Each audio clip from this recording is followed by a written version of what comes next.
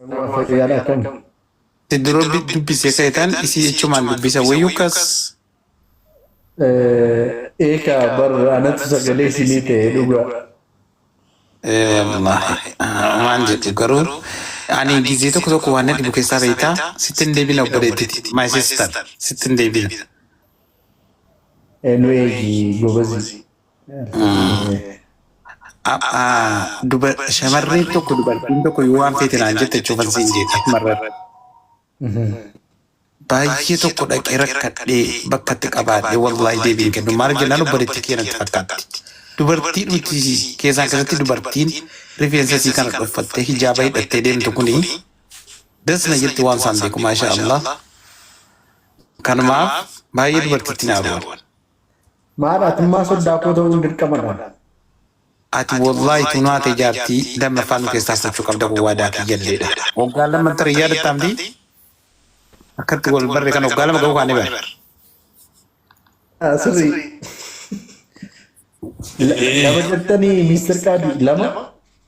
Yaa sadaa. Lammaffaayyuu sadaffaayyuu ati jimmarraa fudhachuu qabda wallaahi. Yaa sadaa. Allahu akbar. Choo gidii. Isi dura wal beeyna namni amma isin gaafattu waan bakka hunda deemeetan bar mana ustaaza gurguddaa deemeetan obboleessi keenya kun miskiinaa jedhaman dura inni sitti immoo barbaadde. An baay'ee fincin gooruu. Mister Kaadii waliin dura wal barree dhugaa. Waggaa lama almost. Okay. Atillee moo waan si dhibu keessaa giiftii geshen kiyoo qabda bar.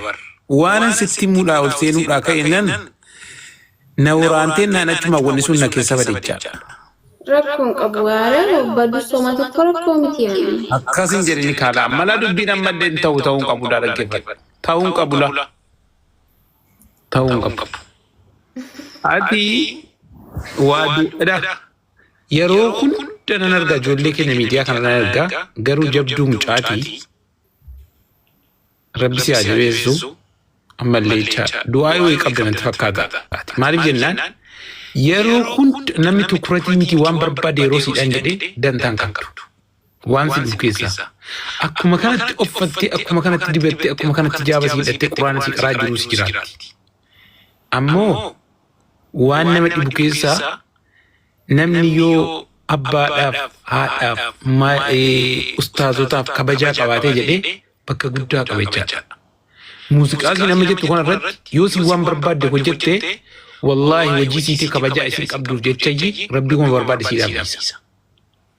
Takkaa isiidhaa tsaxxedhee waa tokko intinii ta'uu argeen beeku. Anjabinummaadhuma xixiifanii namallee faarsu baay'eedha. Dhorkaadha shiriyaan nama faarsuun. Baay'ee dhorkaadha. Kanumaaf inni sin jedhee atillee keessummaa keenya gaafati ustaaz raayyaadha. Quraana sapiraayisii gootu sanarraan si beekaa. Quba qabaadhu kan.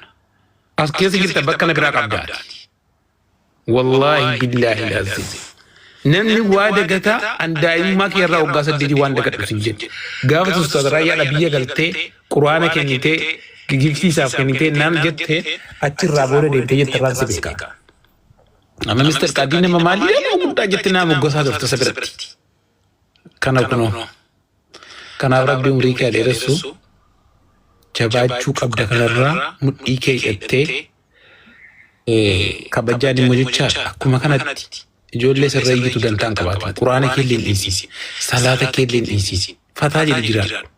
Garuu fataa jechuun immoo uffata itti baasu miti. Intala durbaa tokko irratti ilmi nama tokko wanni inni dayyuus jedhamee waamamu.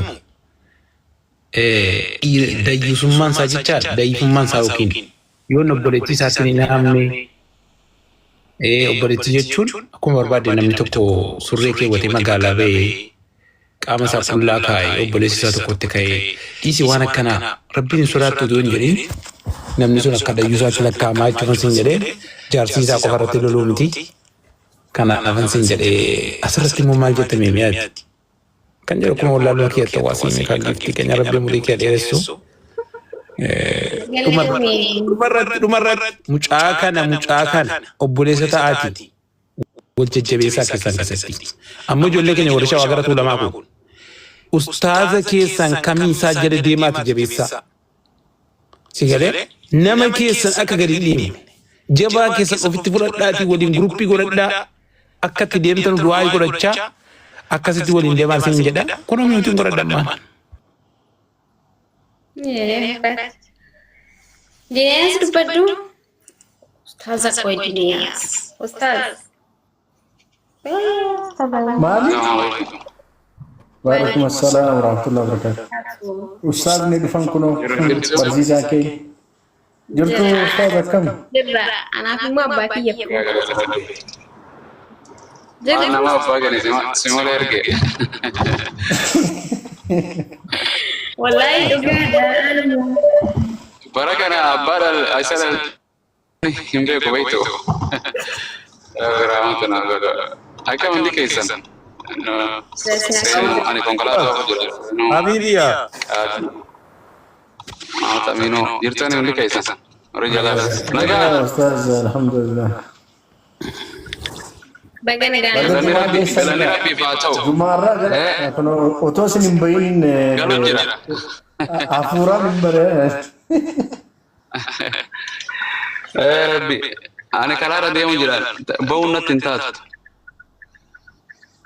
Hundi keessan akka. Egaa guyyaa mi aduun argitani kun karaara.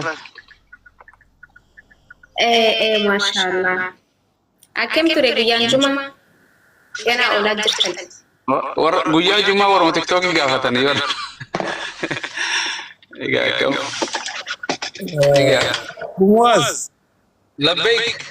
Habibi gal viidiyoodhaan baaga. Ma TikTokiin irra cufuu deemta kaanuu dhabame. Kaminiin daawwatti godha yoo kun cufame. Eessatti baddiisiin? Walla ani sabbade boo akkuma salbati rakkisa ta'ee bar nuwaan jira. Ummata na dhiisee na jalaa godaane akka Jawaar jalaa godaananitti. Maali? Jaalmarroo jalaa godaante Oromoon. Nuti Oromoo rakkina qabnaati kanaaf siyaasa kana dhiibne gara ustaaza keessaniitti dachaanii ilmiin keenya akkas ture kara sana deebi'ee rakaata. Shakkiin qabdu wagga jiraattan akka biraa. Bareeda wallaahi. Maatiin nagaa. Nagaa galatara. Anaaf etuu deema yoom taphanna? Aanuutu sana yaadu jira. Intalaaf abbaa. Mama bayaan hojii taphattan jedhe anuma qofaa ka'e. Baay'een taphanyaaniif Muhammad Bayaan. Qixaatii isaan sodaadhe. Inna lillahi wa inna ilaihi raaji'uun. Viidiyoon arguuna sodaachisaa maal godha taphadhabbo? Ustaaz. Naam. Gaafii wayii isin gaafadhu. Gaafadhu.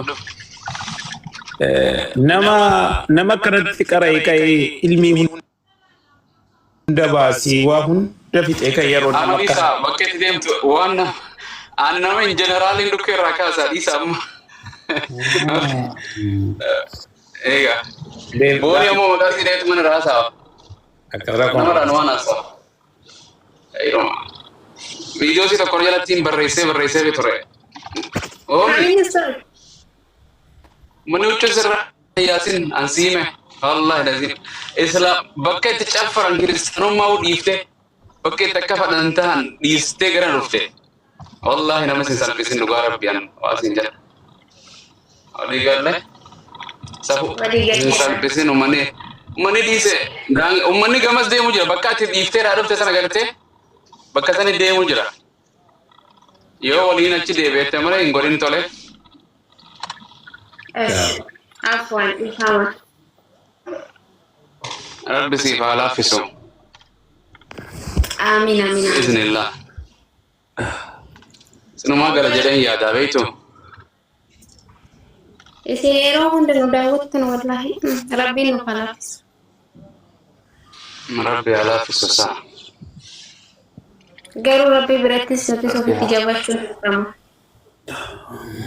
Dirqama isaa. TikTokiin kun wallahi nama jibbisiisaa beektu. Subhanallah. Nama jibbisiisa. Deeqaa takka wadhe ba'a. Garee shaadatiin akka malee bareedee ture koo TikTokiin kun amma maaliif korree? Amma geemiidhuma qofa ta'aa jira. barnootan qabu barumsa ammayyaan jiru amantiin baratu tokkummaa leellis wallaahi namni bakka 24 sa'a sumarraa waaru subhaanallah dhukkuba suusii addaati wan namni kun yoo sila kaleessaa somba woomasaa gartee dhaqee mana Itoophiyaan check-up yoo dhaqee namni rakkina dhukkuba adda addaatiin saaxilamee tattaabar fayyaan qabu keessaan gogaa kana fayyaa qaba fakkaata malee dhukkuban nama saaxi taa'umsi baay'een kun dhukkuban saaxila shaakalli qaamaa kana yoon goone so rabbi nu alaafisu amma namni gorsa irra kaayyate boo subhaanallah arrabsoo malee rankaani nama gorsuun sodaa nu taate baramma rabbi sodaadha jechuun sodaa nu taate Luga Rabbi sodaa dhubooni yoo siin jedhama borgobbaatee viidiyoo hojjettaan na sodaachisa. Wallaahi mata ajaa'iba rabbi nu fide.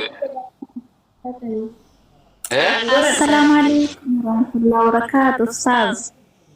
Waalaikum salaam. Ani kunoo feemasiidhaan isa akkamittiin beeka? Mee naa hima yoom feemasii ta'e akkamittaan? Arab Saudi sin famous in Sir Maliman jechuun. Muhammad Amin famous idan. Not famous, you are a star. Famous is stand for those who play game. Okay. Not in the sight of the gamer. In the sight of Allah. Just you are the one who is called Inna Akramakum. MashaAllah, yeah, sure. Inna Allah. Atqakum jad.